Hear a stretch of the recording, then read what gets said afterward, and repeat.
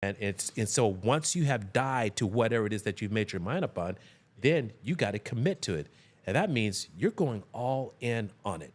Living by the code of truth, you're going in all in on that 100%, not 3/4, whatever it is. You are committed to doing exactly what it is that you said that you're going to do.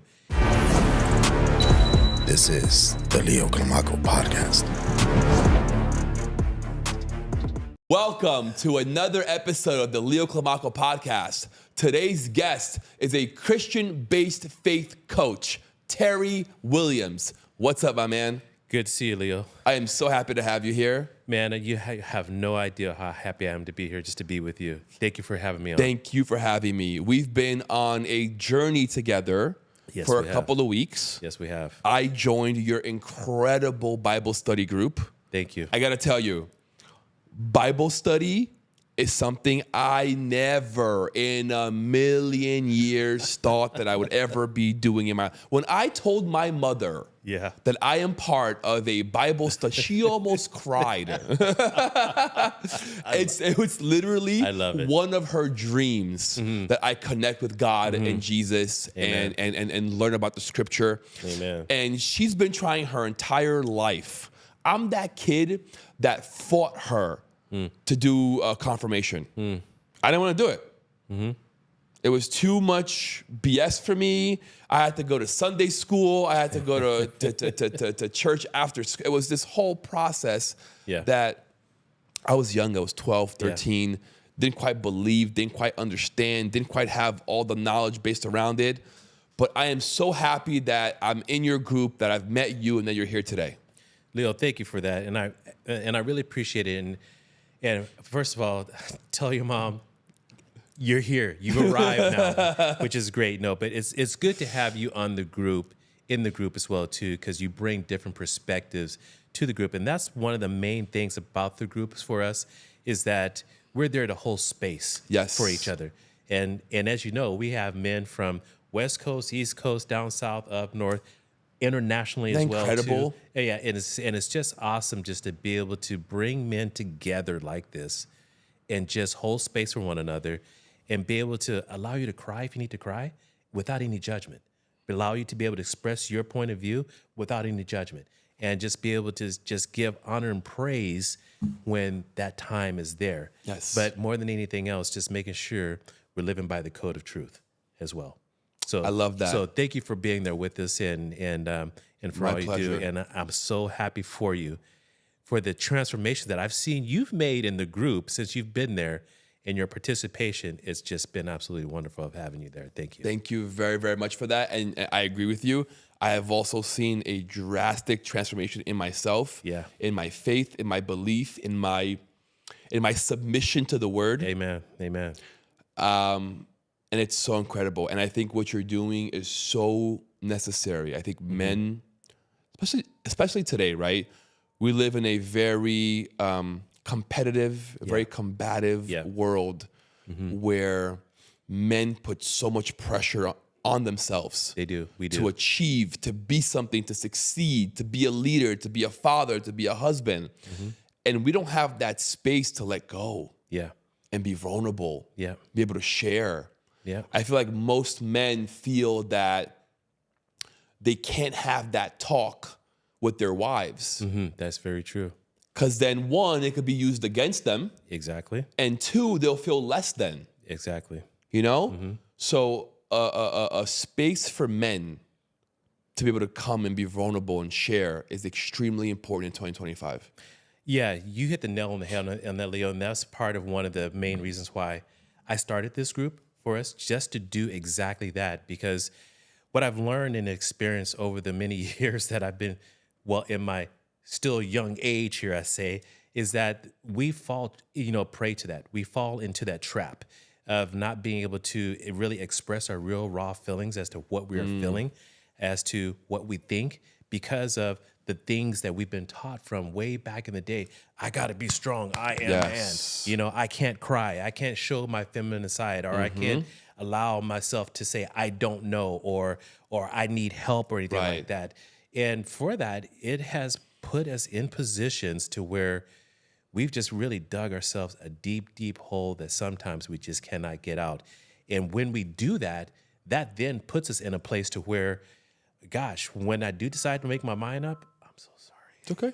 Don't be sorry. I'm so sorry about that. When we do decide to make our minds up. It's not live, so we're good. Oh, okay. So let me just turn it off real for it. quick anyway. Yeah. I'm losing that thought, man. Happens more times than you. Really? Yeah. I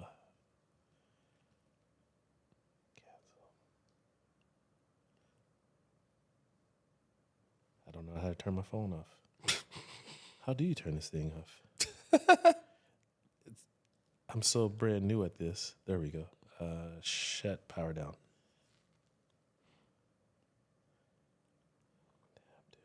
Okay.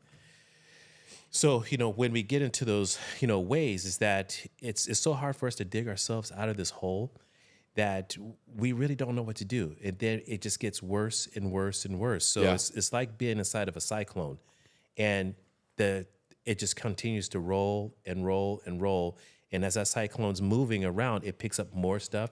It picks up more stuff, and we go deeper and deeper and deeper to where we just don't have that release. And then we do something that we really didn't want to do because we find something that that maybe looks like that, and we don't think rational at that point as well. And then we put ourselves even in a worse position.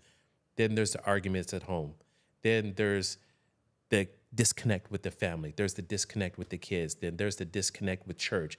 Then most of all, the main place where we disconnect from the Lord at that point. We lose focus and lose sight because we just don't know where we're at. And so having this group here really allows us to be able to come and be vulnerable, like you said, be able to be our true, authentic selves. Yes. Be able to have a place, say, hey, you know what, look, I've done wrong. I need your help, brothers. I need you guys to pray for me. I need somebody just to call me and just check on me. I need somebody just to be able to, I can pick up the phone or have a text that I know I'm going to get a response back from them. And they are genuinely concerned about me. And that's one of the main bases of the group, of the Freedom to Reign that, we created here. That is, I just love it. Every week that we get on that call, I just get so overjoyed with how I see you all in the group just open your hearts to one another. And you guys have never physically met. Yeah. You've only met through Zoom. Yeah. Through a Zoom call. With the exception of now being your first time we meet, yeah. Yeah, to where we've created relationships and have shared things on these calls, especially yourself as well, too.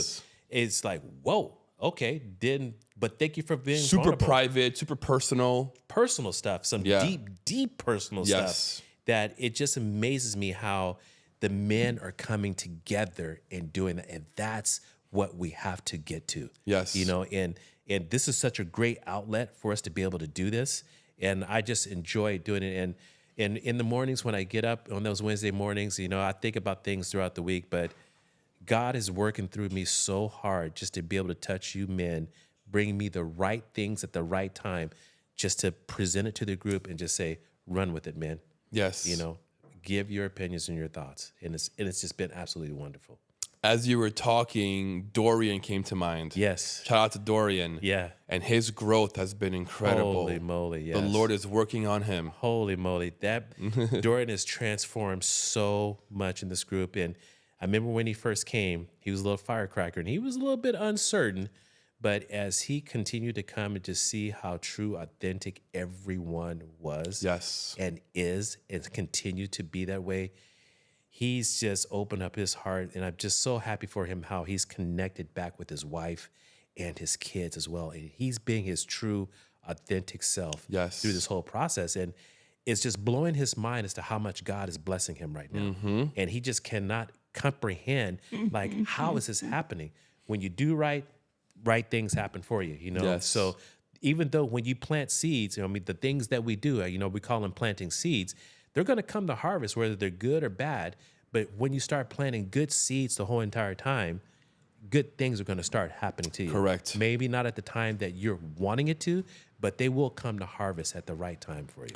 What I love about this group also is that a lot of times, right, where we're so used to bad things happening that when good things happen, we don't believe it. Yeah. Or we don't think that we're worthy of it Deserve or it, yeah. deserving of Yeah, it, right? yeah. And the group is there to remind you, no, you're worthy. You Totally. deserve this. Totally, Like, yeah. God is blessing you because you Totally. deserve this. Totally. Yeah. God didn't put us here to not enjoy, to not have, to suffer or anything. He didn't put us Right. here to do that. No. He put us here to love, cherish, help one another out Yes. in whatever it is, and be fruitful, be productive, and go out and make more, And the thing is that we just got to get out of our mindsets of holding on to the past. I know we hear this all the time.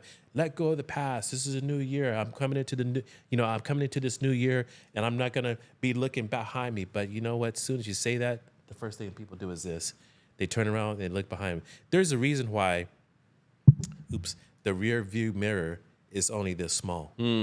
Because you know what? There's nothing really back there for you to look at, and your windshield is so big because you're looking going forward, and that's what you need to look at. That's where we as men stop holding on and regretting for the mistakes that you've made.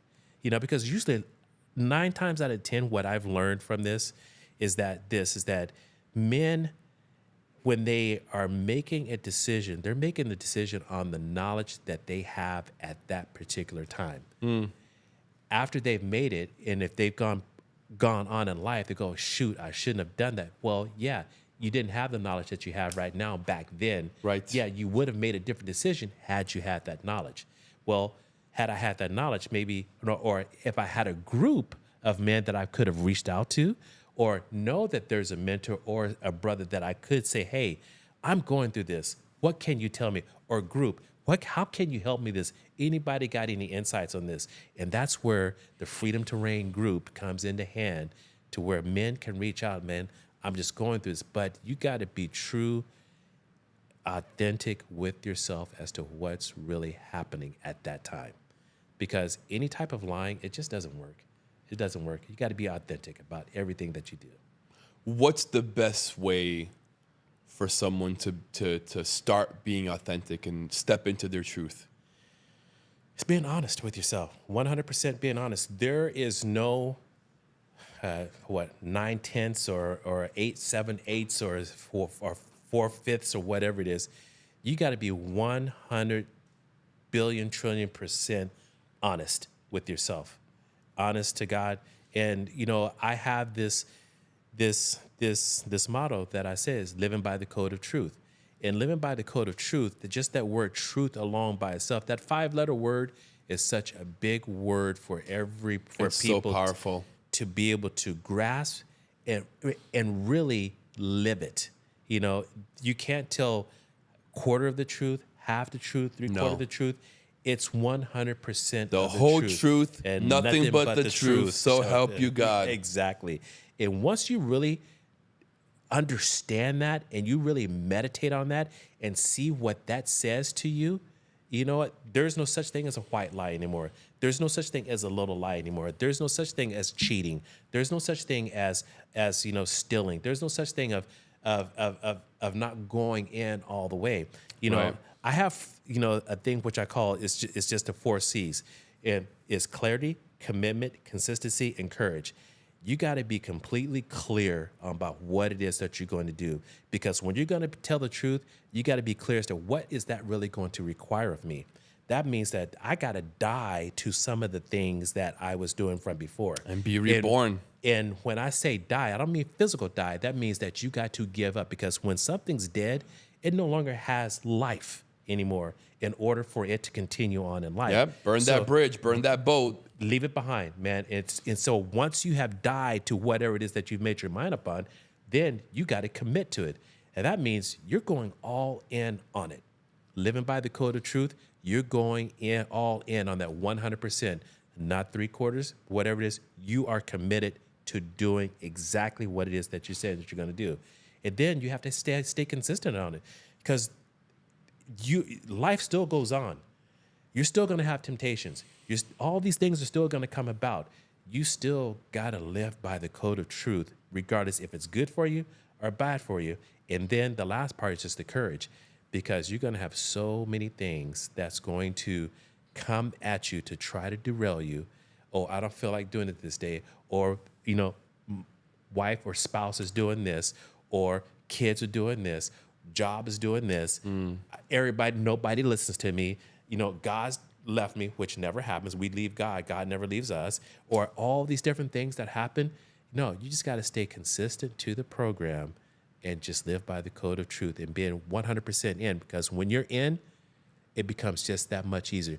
You got to start working out that muscle. Yes. Instead, just like how we work out our physical body, our body muscles, you got to work out that spiritual muscle inside of you and being truthful and honest about everything that you do.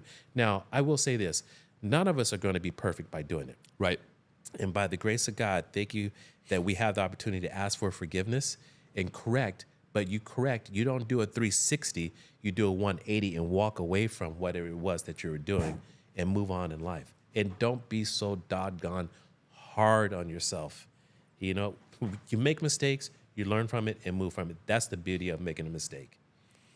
I find it very interesting, because I was on that same path once, how it's so hard to stay committed to what's true and to what's good.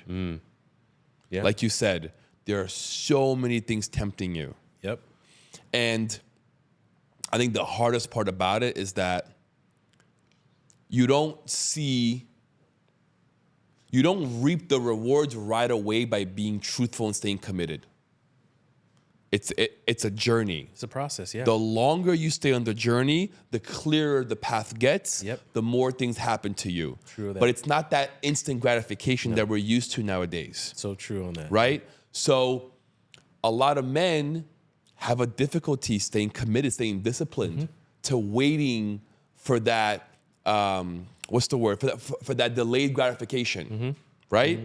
It's a lot easier to go smoke a joint or to go cheat or to go seek external pleasures and get that drink or go gamble, right? whatever It's it much may be. easier to get that quick hit, that quick fix Yep. that's going to make you feel good right now than you staying on the path and being committed and seeing what's for you at the end of the tunnel. So true. That, man, you couldn't have said that any better. And that's just the thing. It's just unfortunate that, as to what you're saying, is that in today's world, it's the instant gratification.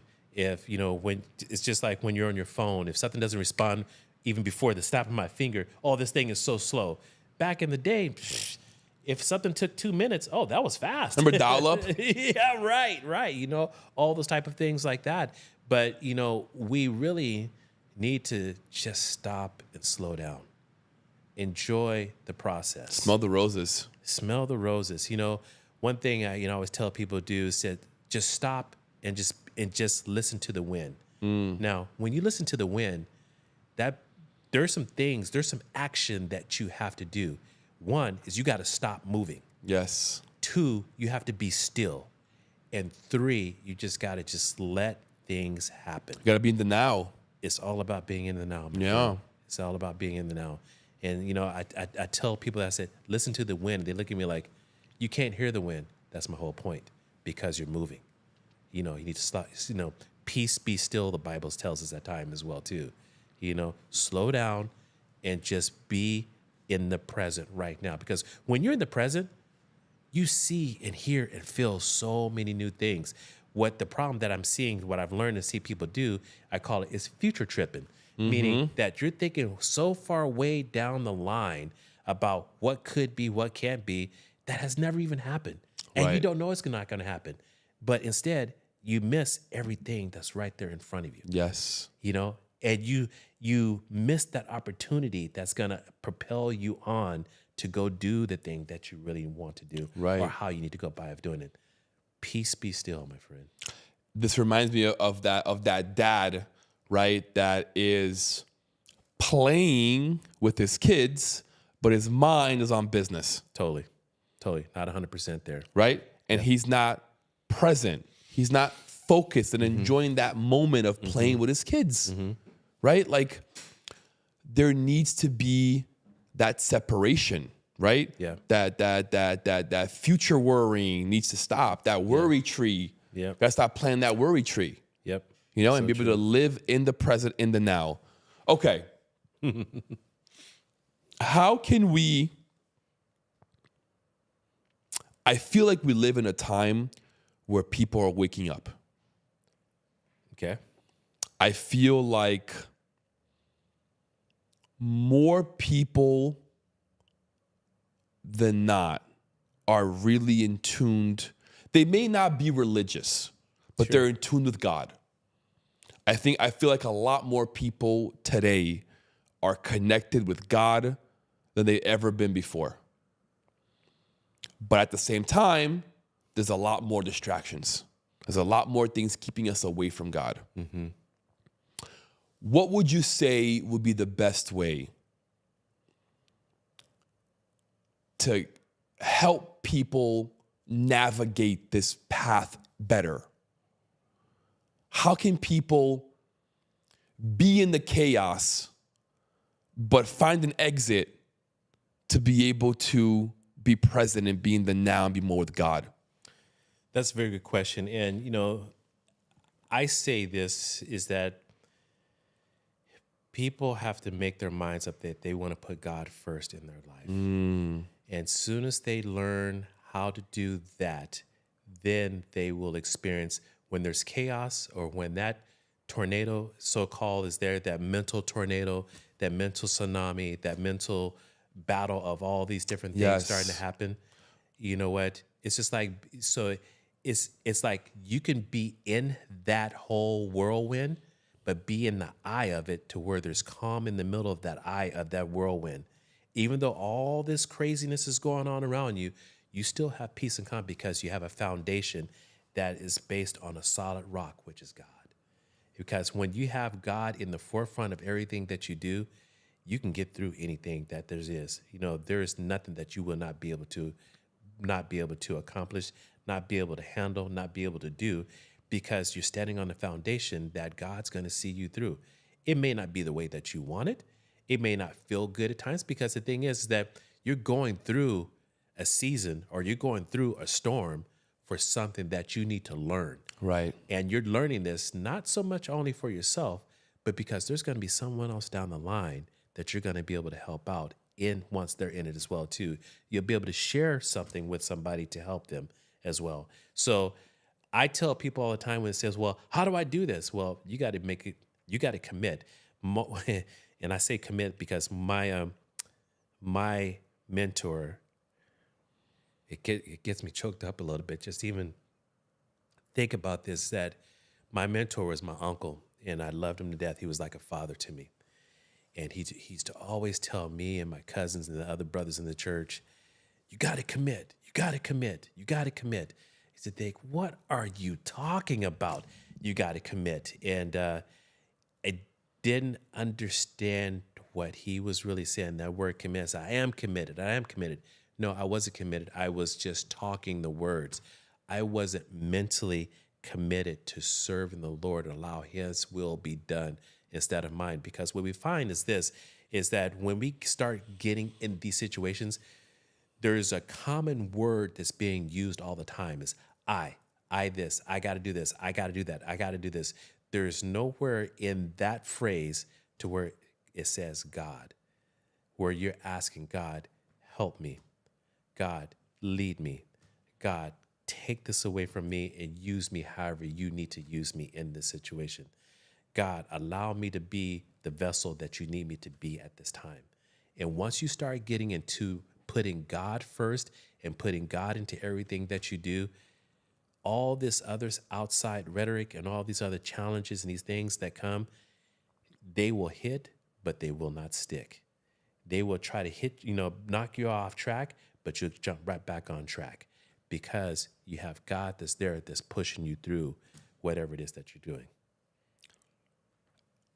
As you're talking, I'm trying to think of why is it so difficult for so many men to make this choice and submit? And it came to me that as men, we have to be the leaders. Mm-hmm. We have to be the providers. Mm-hmm. So the idea that we now have to turn around and submit to something else is very hard, scary, and a bit unnatural for men, especially in this competitive society that we live in, where a lot of men almost feel like God. They have a God complex, right? We have tons of narcissists out there who think that they're God and only them can solve the problem. Yeah, they do think that, but we know, well, I'll put it like this. I'm not going to put we into it. I'll say, I know that's not true. Right. That's not true.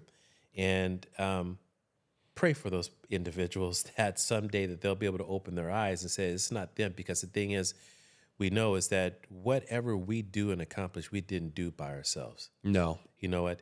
And it did not probably come from another human being, but I do know where it does come from for me in my truth and from my belief. I know it comes from God Almighty. And he brings in the things that I need in order for me to move forward. He brought you into my life. He brought you right back at you. Yeah. You know, he brought you into the group, you know, and he brought all the men that's in the group right now together and how we feed off of one another. But our center and our focus is everything about God putting him first and saying, what is his will, not my will, but his will to be done in our life. And when that happens and we get into that mindset, men thinking that they are like God or whatever they may feel, these narcissists or whatever it is, that goes away. That is no longer part of them anymore. And I always just say that's just a devil's workshop right there. Tempting you. That's all he's doing. Because here's the thing too, is that the devil is mostly at work is when you are not serving him. When you have turned your eyes around and you're now trying to serve God, that's when he gets busy. Right. Because when you're serving God, he no longer has you. But when you're doing the devil's work, you don't even hear from him. It's like when you leave T-Mobile for AT&T and AT&T calls, no, we'll give you 2 free months. Come back. Yeah, exactly. Yeah, however that is there. Yep, you got it right. You got that right. Oh, man. Terry, I want to go a bit into your past. Let's do. I want you to talk a little bit.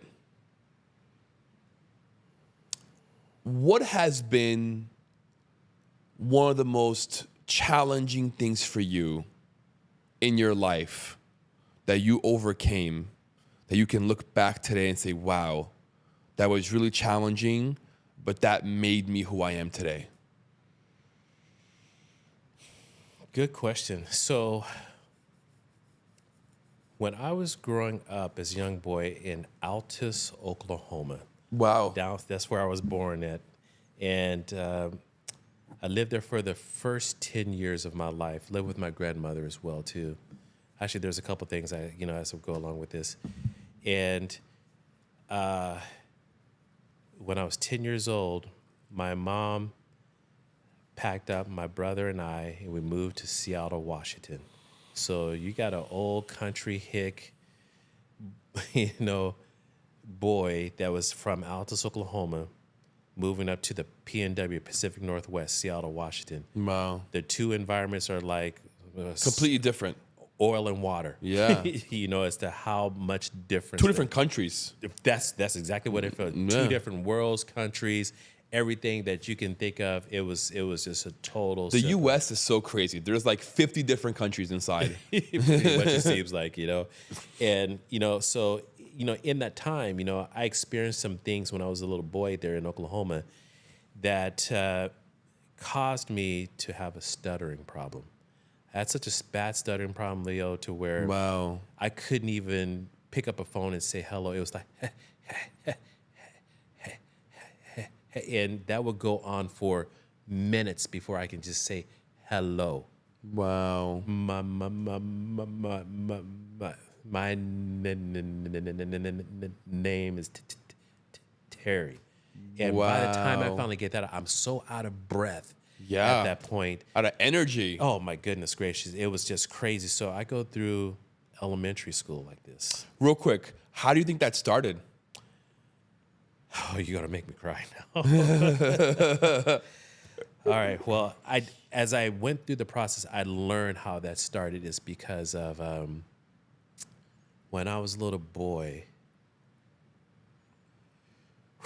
Wait, I'll never forget this. I was sitting in the living room with my mom, and she was. We stayed in this. We were at the time we were in this. Like a single wide, like I said, like home. So you come through, there's the living room, then there's the kitchen, then there's bathroom, then bedrooms, it's all a single line. I'm sitting on the couch watching TV, and she's right there in the kitchen cooking something on the stove, and I'm just doing my own little thing, just having a good old time. My dad was in the war, and he had come home from the war. He had PTSD bad. Back then, they didn't know what PTSD was. Which war? This was back in Vietnam War. I Vietnam. believe. Yeah. And he had no idea. I mean, back then, the U.S. had no idea what PTSD No, is. we And still don't. Yeah. And, Fully. And these men were coming home, and they were just so mentally damaged. So they're drinking. They're doing all these kinds of They're trying to crazy cope. things. That's exactly what it was. And nobody knew what it was. And my dad had that. I know he did at the time. So I'm probably about, at this time, probably about 5, 6 years old. I'm guessing somewhere around there. I'm not exactly sure what it was, but I'm just sitting there watching TV. Next thing you know, boom, the door kicks open. My father walks by me, and my mom is on the stove cooking, and he's all up in her face, whatever it is, and he just grabs her, throws her towards the front door. She kind of falls and stumbles. He picks her up, gets her outside. He closes the door. I'm saying to myself, that just doesn't seem right. Something's wrong there. And from that, I get up and I look outside the door. Outside in our front yard, there was a rock that's probably about that far off the ground, maybe about this big around. And my dad at the time had thrown my mom down on the ground and had her head on the rock, and he's just hitting her. Each time he hit her, I felt the vibration from that ground just come up into my body. Wow. And then his buddy gets out of the car, pulls him off, and my mom is so strong. She gets up, shakes it off, does her hair, and comes back in the house. Tells me to sit down, watch TV, and then she goes back to cooking again. And I just remember watching TV at that point and going like, what just happened? Wow. And I'm so sorry you went through that. And so the next morning we get up. This is a Saturday night. Next morning we go to church. He's sitting there next to her, and she kind of scratches her head. She goes, my head is kind of sore from all whatever it is, and he just kind of smiles about it. And I remember the anger that came over me at that point. That was one incident. And I know that mentally affected me. 100%. Didn't know how to deal with that. Second thing was that I was a little boy, and my mom and my aunt would take me to the local swimming pool there in Altus as well, too. I didn't know how to swim, but I just jump into the water, jumping around. Then sometimes I walk my way down the side of the pool. That in the pool, there was a metal iron rod that separated the deep end from the shallow end. And I would hold on, put my legs over the deep end, kicking like I'm, swimming, and then go back down, whatever it is. So this one time I did that, and my mom and aunt were probably about 15, 20 feet away from here. So sitting on the bench, just sitting there watching me doing what I was doing. And I'm doing it this time, and I'm clenched on, and I start feeling my hand start to slip. And I'm yelling for my mom, and everything goes into slow motion at this point. And I just see it. I'm just yelling, Mom. She's just looking at me, smiling, thinking that I'm playing. And I'm calling her to come get me. And right above me is the lifeguard here. And as I'm just literally just last rung of my fingers about to go away into the water, the lifeguard jumps down, gets me, picks me back up, and I walk back out. And I never went back in the water again after that. Really? Scared the mess out of me, man. Scared the mess out of me. Wow. Thank God for that lifeguard. At the right place at the right time. My Yes. friend. And then I know the last thing was that when I was in Oklahoma as well, too, as a little boy, is that I grew up, my grandmother was the one that raised me from 0 to probably about 1 to 10 years old. So that was like my mom. I mean, even when I moved to Seattle, I still called her, talked to her all the time, go back home, visit her all the time, stuff like that. I was about, how old was I? My early 20s. She passed away. I never felt hurt like that ever in my life. It literally felt as if somebody had reached into my heart, through my skin, through my pec muscles, and just literally just ripped out 3/4 of my heart, and my heart's just sitting there pulsating, beating, and just blood coming out, but it wasn't going in because it just hurt that bad. Wow. And that devastated me so bad to where I didn't know what to even do. I know I was depressed. I know I had anger. I know I had all these different things.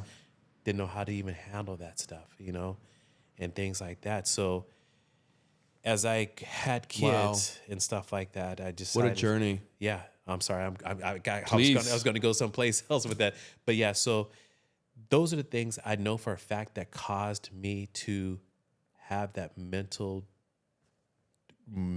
dysfunction or disconnect or wire until I got into my older ages. I had to really connect with myself and said, because the thing is, I thought it was going to be an inherited thing. I did not want my kids to, because growing up through school, I got made fun of. This and that teacher asked you to read. I'm going to get called out of class because you got to go reading specialists and stuff like that and what have you. It was just hard. It was just very, very hard. And I said, What a challenge. Yeah, this is one thing I do not want my kids to grow up with, having to deal with that, because I know what I want. I know what I went through, and I wasn't going to do that. So I did a lot of research on stuttering. What is stuttering? Why does this happen? And a lot of it says, okay, your muscles, your tongue, this and that, slow down, breathing, and blah, blah, blah, blah.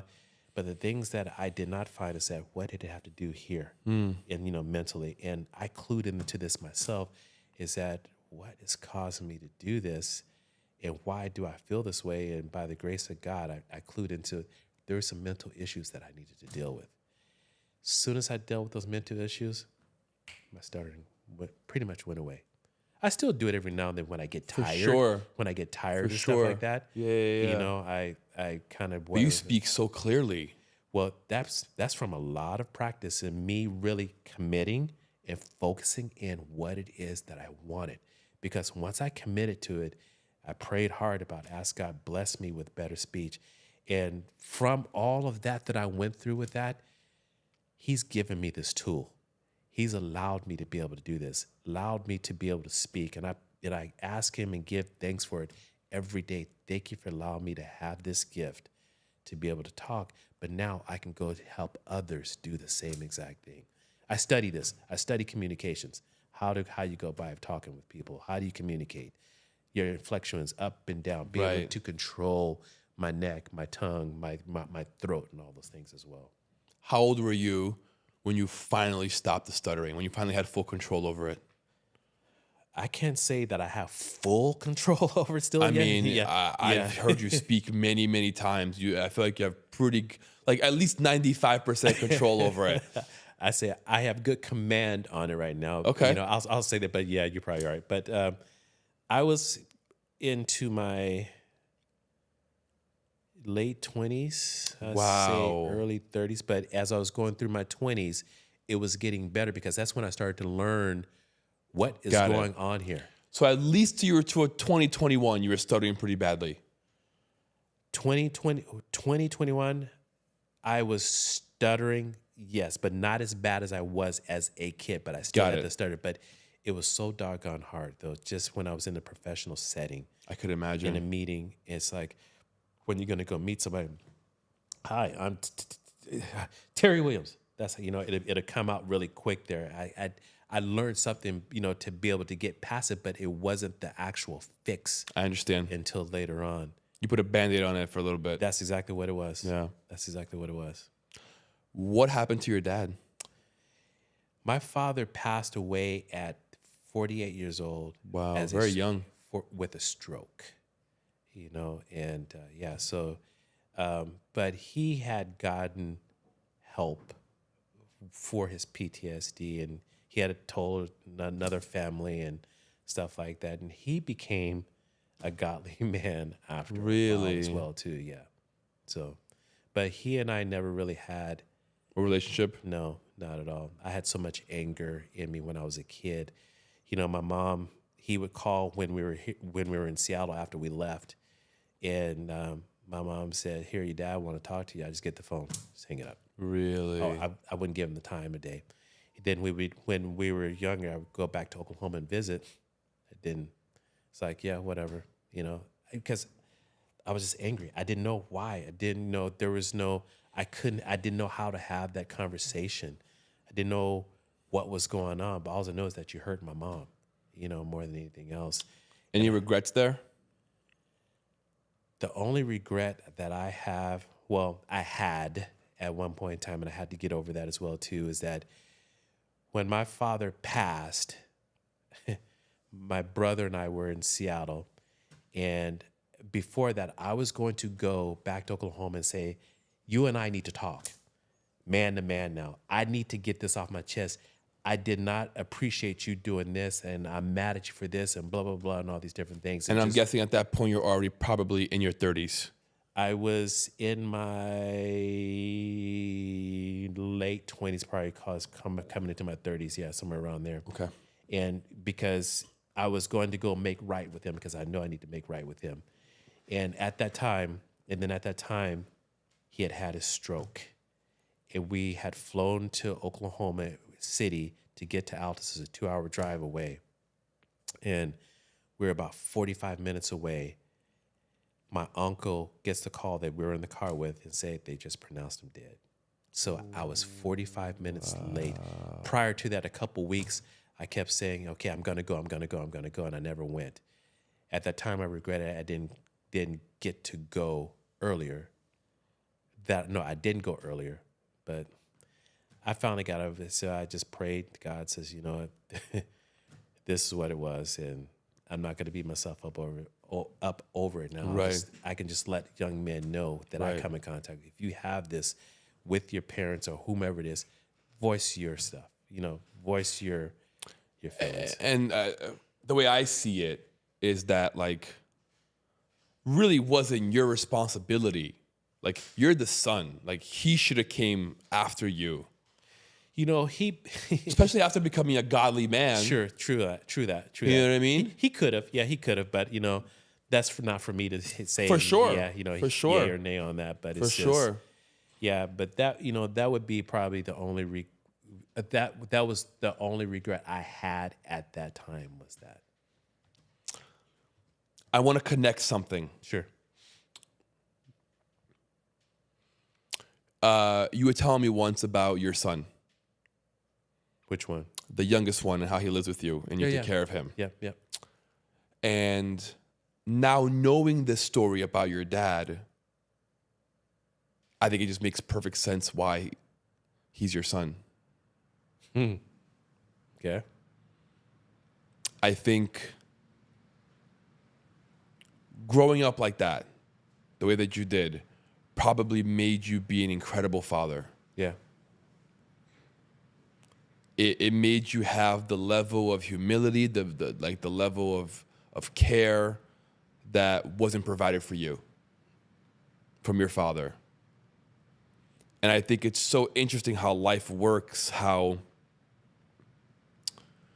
God will present certain scenarios in our lives, right? So I'll give you this scenario to teach you this lesson to get you ready for 20 years from now for that lesson. True. You know what I mean? Totally, yeah. And when you're in it, you can't really see what's going on. But 20, 30 years later, when you zoom out and you can see the whole compilation of your story or anyone's story and how it's come together, you can go, oh, okay, I see that. I can understand why that happened or that occurred and whatnot. How do you feel about your situation? Do you feel that it was inevitable, it was serendipity, that your life went the way that it did because of the lessons that you learned? Well, do you get what I'm saying? Yeah, I totally get what you're saying. And I would say, yes, that had some to do with that, but also I think a lot of it came from my grandmother and my mother, just as to the type of people that they are, as to how they love, care, take care of things, take care of people, just have just that give their shirt off your back, give you the last penny, take care of you, supply, just that giver. Yes. I'm a giver. That's just been my nature. I'm a lover, I'm a giver. That's just my normal nature. But I learned that. That's a great nature. Yeah, love it. But I learned Much better that, than being a taker. yeah, I learned that from my mom, from my grandmother as well too. My mom raised me and my brother by herself, and she gave us everything that she had and went without many of times, just so my brother and I could have. Incredible. And it's that taught me is that you do whatever you got to do for your family. Yes. And for me and my youngest boy, that caretaker for at this point, is that whatever I got to do to make his life, or even all my kids' life, his two brothers, is that my thing for them is that I create a safe haven for them to always come home to, no matter how old they are. And that's incredible. We talk about that even right now. And matter of fact, my oldest boy, who texts me happy birthday here just not too long, he goes, "Thank you for being a light and creating a place to know where home is always at." It just warmed my heart just to see him, just to read that from him, because that's beautiful. The thing is that I always wanted to create a safe haven for them to know, if you just need to go unplug from your home because it's just crazy, and you just need to know that you can come home, or if something happens to where you need to come home, you can come home, but you're not staying though. You can come home though, and just unplug and then go back and do it again. Happy belated birthday. Thank you. Likewise to you as well. Thank you very much. Yeah. Yes. We were 5 days apart. Yeah. Yep. Incredible. Yep. Aquarians. I love being Aquarius. Oh yeah. Yeah. We are outside the box thinkers. We are curious. We are independent. We are leaders. I just love it. Yeah. I've connected really well with every Aquarius that I've ever met. Really? Yeah. That's awesome. That's good. Yeah. Doesn't matter the generation. I don't think it really matters. Yep. Yeah. Okay. Let's dive in to your coaching career. Sure. Let's dive into that. What is your mission? What is your goal? Where, if you could speak to your avatar, who is that avatar? And what is the process, the progression, the growth, the evolution that you are inviting them to go through? Yeah. I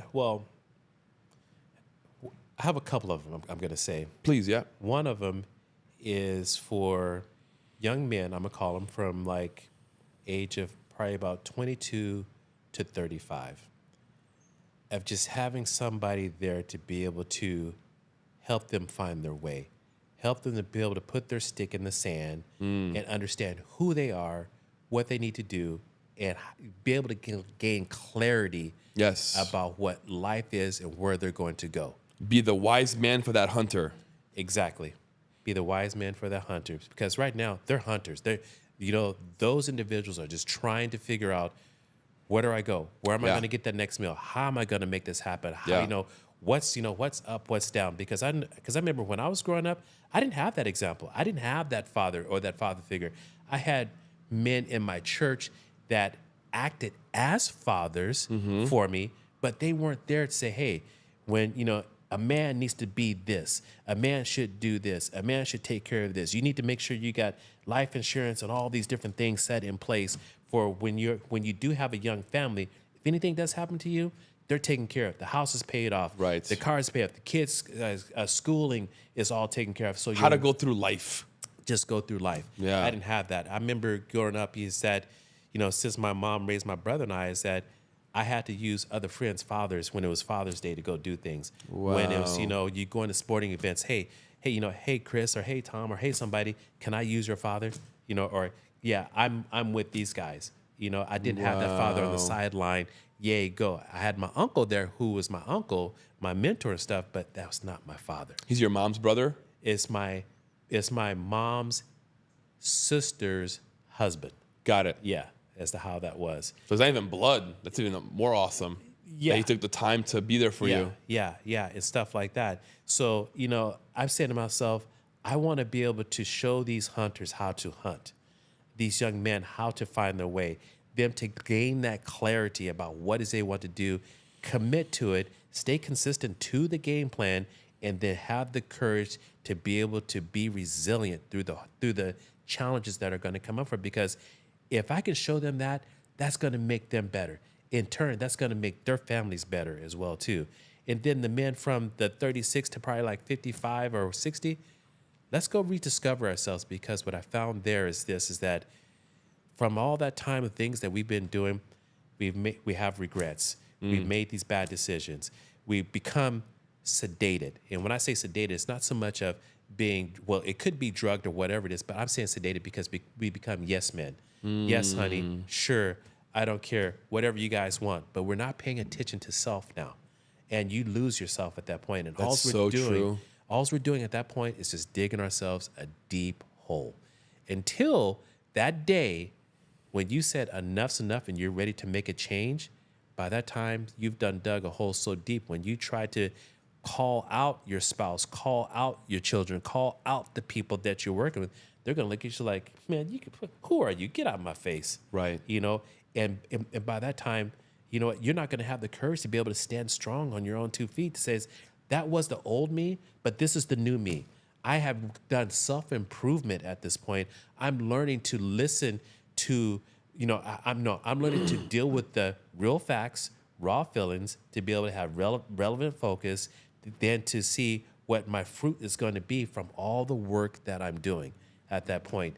And helping these men to rediscover themselves, to help them to stand on their own 2 feet, or I've heard an individual say to, you helped me to get my man card back again, And I'm going, absolutely great. I'm just helping you to discover who you really are, who God intended for you to be. Those are my 2 avatars that I'm really looking at. And it's just about uplifting, helping these men to become real men, become the men that God wants them to be. You know what I love so much about everything that you just said? What's that? A few things. One, I love how it's very Warrior Gary J. White based. Okay? That's one thing that I love. If you don't know Gary J. White and Warrior, go do your research. What I love even more is that I've been to Garrett's headquarters in California. Mm-hmm. When I was there, I was the darkest person in the room. Mm-hmm. Okay? And that's how me and Julian met, because I was there live and he was at in the Zoom call. Yeah. And we were talking about ethnicities and how you can use that to connect with people. Yeah. So I raised my hand and I said, Garrett, I'm Latin, I'm half black, half white. I was raised Catholic. My wife is Jewish. Mm-hmm. And then he goes, don't be greedy, bro. Wow. Okay. Sure. He goes, you can connect with a lot of different people. Sure. Sure. And what I love about what you are doing is that room was full of white men. Yeah. And these white men are evolving and getting better to help the future generation. Yep. You are doing that for the black community. Exactly. There's not many men, not many black men doing this for the black community, looking out for the future generation, wanting them to have a blueprint, a guide, a navigation on how to go through life and how to read the scripture and how to be a good man. Yep. So I love that. It's so required. It's so necessary, especially in the black community. So power to you for having the vision, the clarity, the fortitude to take on this challenge and really be a voice and a presence where there isn't one. Right. Thank you. It's incredible. Thank you. Appreciate that. It really, really is, because the black community is the one that needs it the most, unfortunately. And there are so many men who are just concerned about getting theirs. Yeah. They're just worried about me and not really passing on the knowledge that they obtained and gained to get to where they are, to help the ones coming behind them. You know, to that point, it's about just trying to get mine and to hold on to mine. The Bible doesn't tell us to hold on to what we gain. You know, the Bible tells us you gain something, you give. You know, you receive and you give. And you know, I had a problem myself, is that I never wanted to receive. I always wanted to give. Well, little did I understand is that, okay, I can't give any more than if I don't receive something in as well too. If your cup is empty, and then that's to give. Exactly. And then I was wondering, why is things not happening for me? What's going on here? You know? And I had to learn that it's okay to receive, but it's as well too, I can't be selfish, just hoard it, because if I'm hoarding it, what good's it going to do? Correct. God tells us to go and share the word with people. Go and, you know, use your talents that I've given you to help others be better as well too. You know, and so once I, really clued into that many years ago, is that I can open my hands now, receive it in. I can take some of it and keep it, but as well too, I can go give some of it away also. And it's okay to do that. Amen. It's okay to do that. If you met someone that they're curious about the Bible, okay? What verse would you suggest that person read to open up the door to allow them to go back to it? So one of the ones, I would just tell them Psalms 23, verse 1, the Lord is my shepherd, I shall not want. Another one is just Joshua 1:9 too. And I'll just kind of paraphrase, is that, look, I didn't bring you this far to pretty much to leave you behind. I'm here to help you, so to speak, is what it's saying there. But more than anything else is that if I come into a person like that, I got to meet you where you're at and just try to understand you. What is your, I'm just going to say issues, just keeping it real. You know, what's your issues? What's your problem with this? Or where are you having hang up about this? You know, what's going on? How are you feeling? Where are you at? And just be truthful and honest with the individual and just start with that. What is your favorite verse of the Bible? That's Psalms 23. That one, yeah? Yeah. That, the Lord is my shepherd, I shall not want. Just because that tells me everything that I need to know right there. And if you look at a shepherd is someone that guides. He's, if we look at it as a shepherd and sheep, he's guiding the sheep. He's doing this, making sure that they're going down the right path. He's providing for them. It's okay to be a sheep. We've heard people say, well, don't be a sheep and just follow. Well, no, you have to be a sheep if you're going to follow the Lord. If you allow him to be your leader, if you allow him to be your shepherd, if you allow him to take control and guide you the way that you need to go. And it's okay to be a sheep in that instance. And because the thing is that as soon as one sheep goes off, the shepherd would leave the 99 of 100 there to go find that one. And once that one comes back together, everybody rejoices and we go on back down the line. So for me is that I just know God would give me everything that I need. He will protect me. He will prepare a table in the presence of my enemies. He would lead me beside the still waters. Hold on. Okay. He will prepare a table in the presence of my enemies. Wow. Yeah. When you get a chance, go read Psalms 23. I think it's the first 5 verses of it or so. I will. And just check that out. And in there is he prepares it. He will prepare us a table in the presence of my enemies. So it's not my battle to go fight. I'll allow God to go fight that for me, and He will guide and protect me and lead me and guide me in the way that I need to go all the time. Why do you think we fight and struggle with this idea of submission and being a sheep? Because of what we've been taught. Because you've probably heard yourself, "Hey, don't be a sheep. Of course.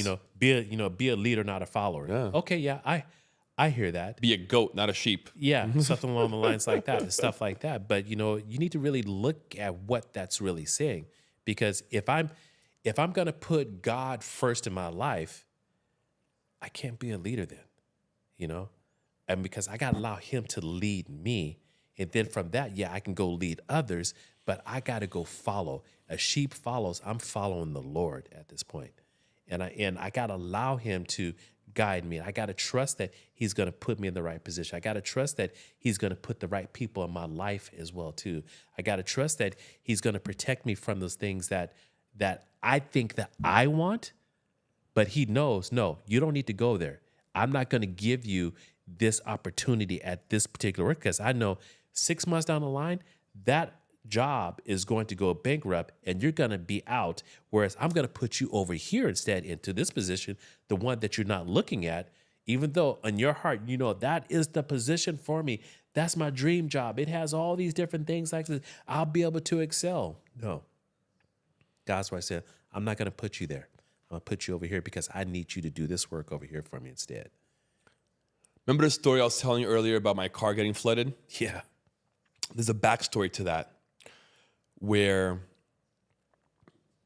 my old videographer before Max, him and I were gonna go into a studio together, half and half, before I got this place. We looked at a few warehouses in North Miami that we're gonna rent and go half and build out this crazy studio.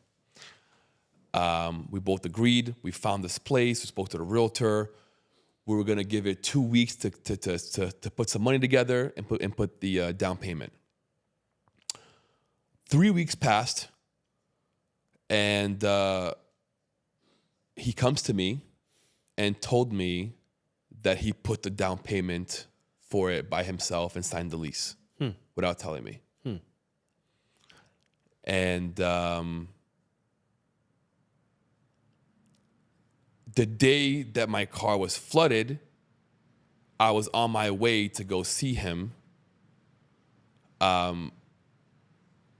before he told me that information. Sure. So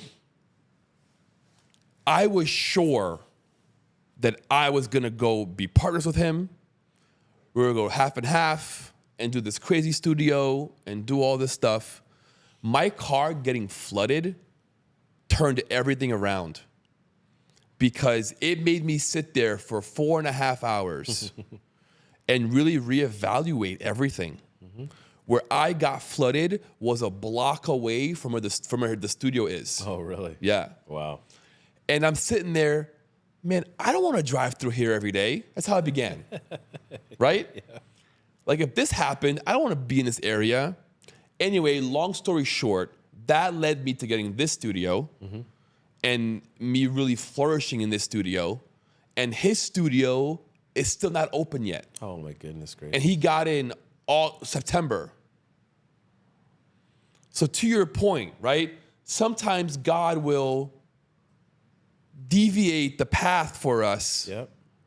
when we really want to go that way, but he knows better. And if we just listen and go the way he wants us to go, we'll avoid so much misery and so much headache. That's all it is. That's it, Leo. I mean, you couldn't have put that any better, because once you commit and you put God first in everything that you do, and you allow him to lead and guide, Yes. especially in the times when you can't see and you don't know and you're not sure, but you just leap out, you just step out on that step of faith at that point and allow him to guide you, it makes life so much easier. But we always need to have that assurance. We got to see it. We know that we know best. I see all these things that are there. They're all lined up for me.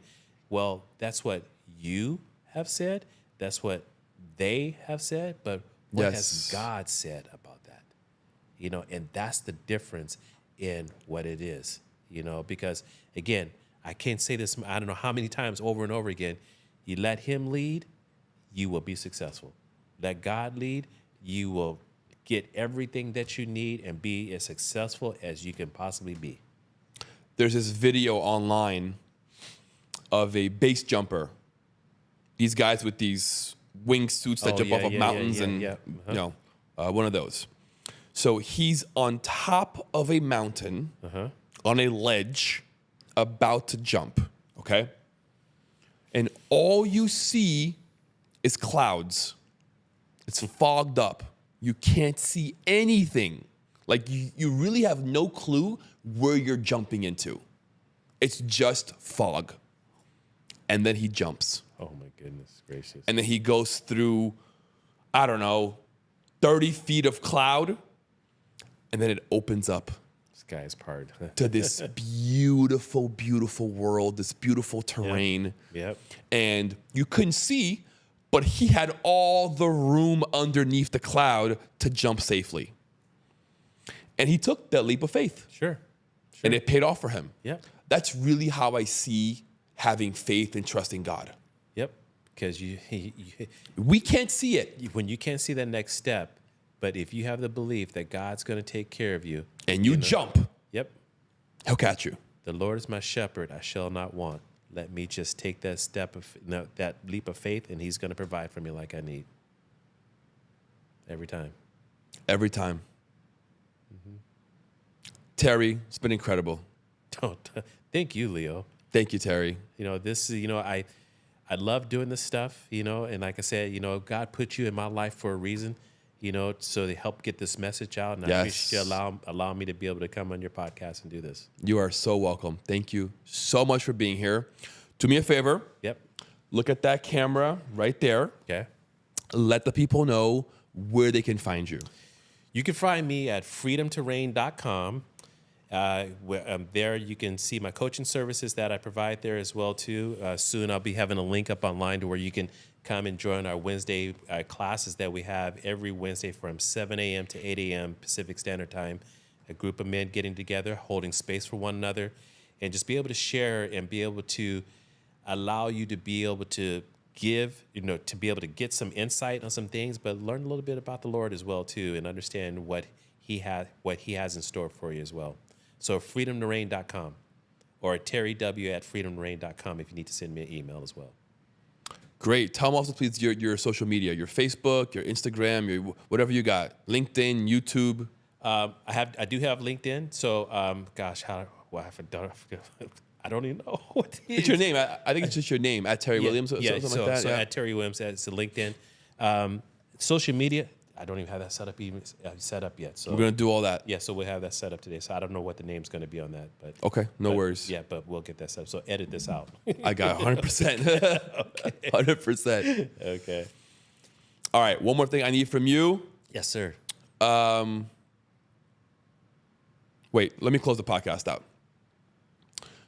Guys, that was an incredible, powerful message that Terry delivered. Heartfelt, truthful, and in the now. If you are someone that you are lost, trying to navigate this world, looking for a group of men to rely on, looking for a place where you can be vulnerable and be yourself, join Terry's group. An incredible leader, amazing coach that will help you find your way and your path to God. Like, subscribe, hit that bell notification, and we'll see you guys next time.